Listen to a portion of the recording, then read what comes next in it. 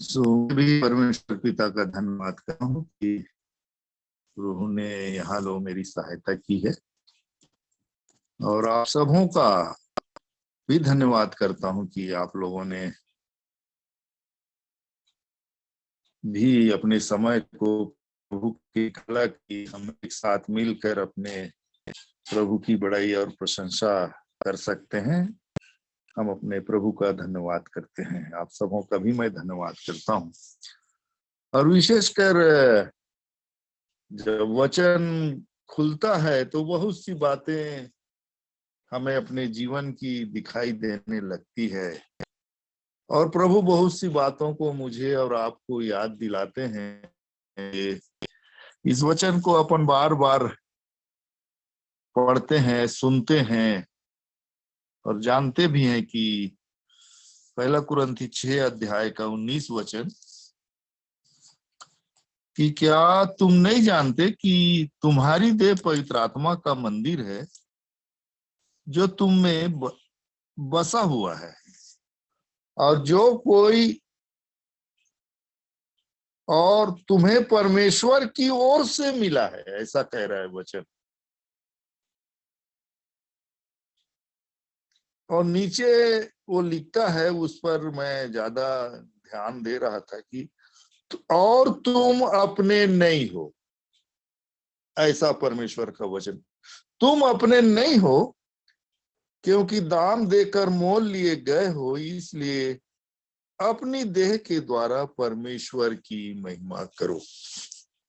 ऐसा परमेश्वर का वचन मुझको और आपको सिखाता है कि कैसे प्रभु ने अद्भुत काम किए। भाई भी जब गीत गा रहे थे कि कैसे प्रभु ने काम किए, वो हमारे लिए मर गया, हमारा दाम चुकाया। उसने अद्भुत कृपा मेरे और आपके जीवन में किया। हमारे लाही रंग के पापों को उसने धोया, शुद्ध और साफ किया, अपने घराने का बना लिया।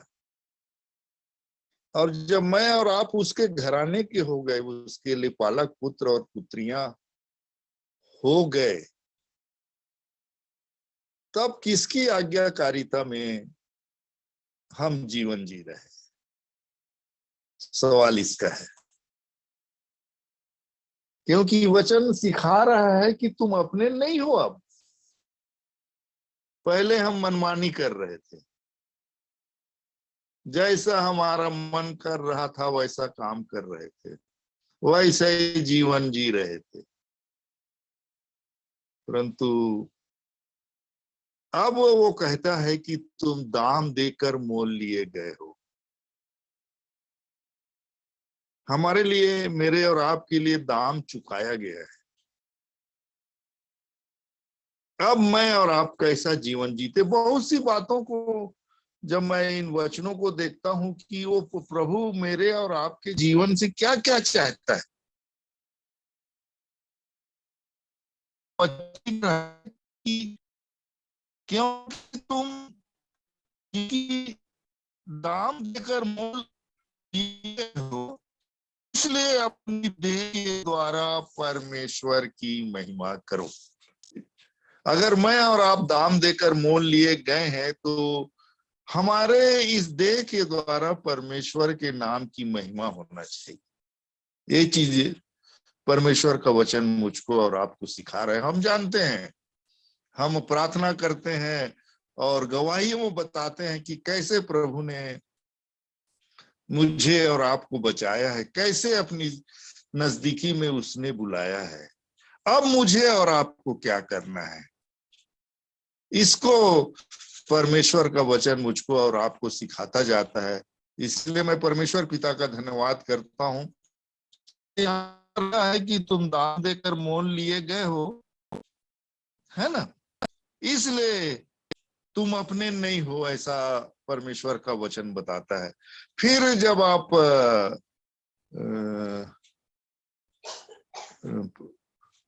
पहला थिस्सलुनी 5 अध्याय को पढ़ेंगे तो वहां पर आप देखेंगे कि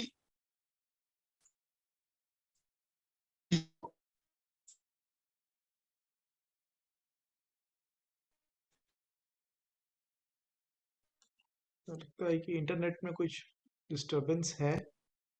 मेरे बेटा? जी जी पापा, बीच बीच में आवाज थोड़ी सी कट रही है। एक बार वीडियो ऑफ करके बोलेंगे क्या? थोड़ा सा नेट थोड़ा सा इम्प्रूव।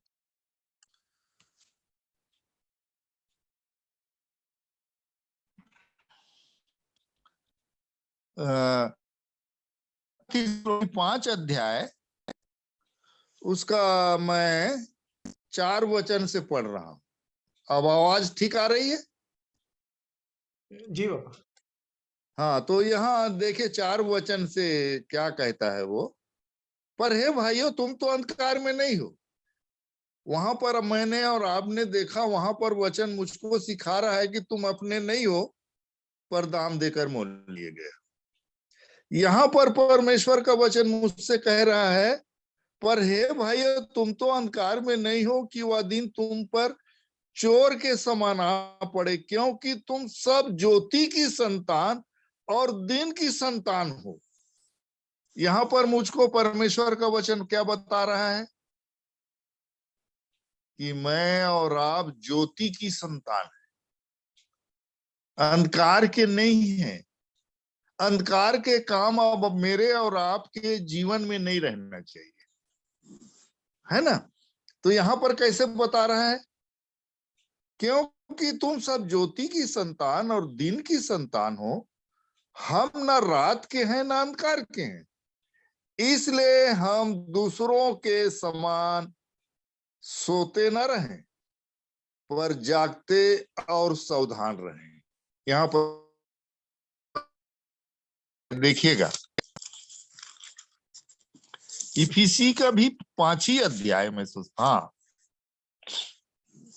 इफिसी का भी 5 अध्याय देखिएगा।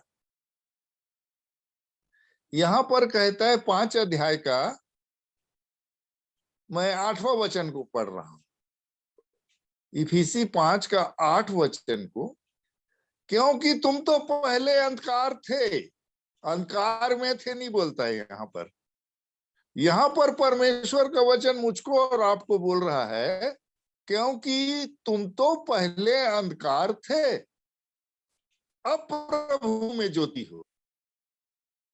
वहां पर ज्योति की संतान हो बोला है ना, और यहाँ पर बोलता अब प्रभु में तुम ज्योति हो, अतः ज्योति की संतान के समान चलो। ज्योति की संतान चाल चलो, ऐसा परमेश्वर का वचन यहाँ पर बता रहा है। क्योंकि ज्योति का फल, हम लोग आत्मा के फल के बारे में बहुत वो सुनते हैं, जानते हैं। यहाँ पर ज्योति का फल लिखा है क्योंकि ज्योति का फल सब प्रकार की भलाई और धार्मिकता और सत्य है। वो मुझे वचन कहता और यह परखो कि प्रभु को क्या भाता है।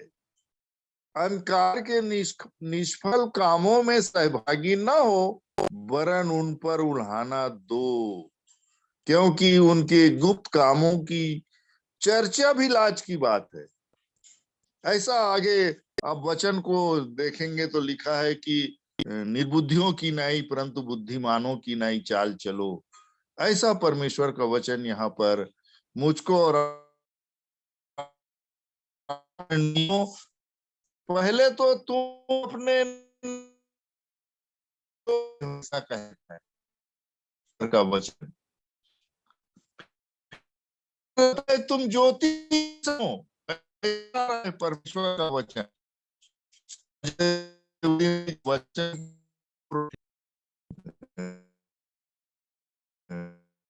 क्या विजय, क्या नाम है उन भाई का जो उस दिन भिलाई के मीटिंग में जुड़े हुए थे, और हम सब उसमें विजयकांत भाई जब रख रहे थे कि तुम अब नई सृष्टि हो। परमेश्वर का वचन बता रहा है कि क्या तुम अब नई सृष्टि हो, पुरानी बातें बीत गई और देखो सब नई हो गई। यदि मैं और आप नई सृष्टि हैं, मतलब वो प्रभु के साथ रहने वाला जीवन। और क्या लिखा है, वो सेवा को भी आगे बताया गया है कि मेल मिलाप की सेवा मुझे और आपको मिली है। कितनों का मैं और आप परमेश्वर पिता से मेल करा रहे हैं। वो वहां पर मेरा बड़ा मन वो हो जाता है, हम मसीह की ओर से निवेदन करते हैं ऐसा। पर दूसरा कुरिन्थी 5 के उसमें आगे में जो लिखा है, इसलिए हम मसीह के राजदूत हैं, मानो परमेश्वर हमारे द्वारा विनती कर रहा है। हम मसीह की ओर से निवेदन करते हैं कि परमेश्वर के साथ मेल मिलाप कर लो। ऐसा ये सेवा भी हमें दी है। वहां ज्योति की संतान की नहीं चलो और उसके गुणों को प्रकट करो। निर्बुद्धियों की नहीं मत चलो, बुद्धिमानों की नहीं चलो। ऐसा परमेश्वर का वचन मुझको और आपको सिखाता है। इसी प्रकार आप परमेश्वर के वचन में ढूंढने की कोशिश करेंगे तो हम हैं क्या, अपने आप को पहचाने मैं और आप। अब हम संसार के लोगों के समान वैसा जीवन ना जिए जैसे संसार के। हमारी सोच बदलती चली जाए, हमारा डायरेक्शन बदल गया। वो मृत्यु के मार्ग से प्रभु ने हमें अनंत जीवन के मार्ग में पहुंचा ले आया है।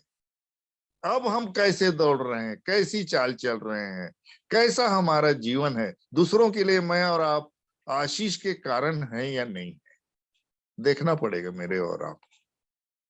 तो इन वचनों को मैं ध्यान कर रहा था, और जब ये सब रखने का अवसर आया तो मैं आप लोगों के सामने, और भी इसको आप लोग ढूंढिए, क्योंकि आप सब वचन के ढूंढने वाले मेरे प्रिय लोग हैं, वचन से प्रेम करने वाले हैं। सो प्रभु मेरी भी सहायता करे, आप सबों की सहायता करे। हम सब देखें कि मैं क्या हूं और मैं क्या था और प्रभु ने आज मुझे क्या बनाया है, तो उसके योग्य चाल चल रहा हूं कि नहीं। जैसे बस 2 अध्याय को याद आ रहा है, देखिए तो।